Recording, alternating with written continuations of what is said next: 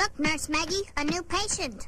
Oh, I got the hiccups and I got them bad. Nurse Maggie, begin preparation of the secret hiccup elixir. Milk, ice cream, maple syrup, cream of broccoli, hot sauce. No way, man. I knew it. Not enough hot sauce. Climb into the treatment apparatus, please. Confidentially, Nurse Maggie, this treatment has occasional side effects.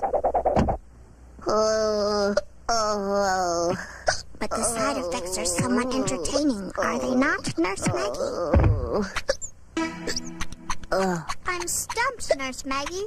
This is the worst case of hiccups we've ever treated. That's it! A combination of our previous techniques followed by the scare treatment. It can't miss.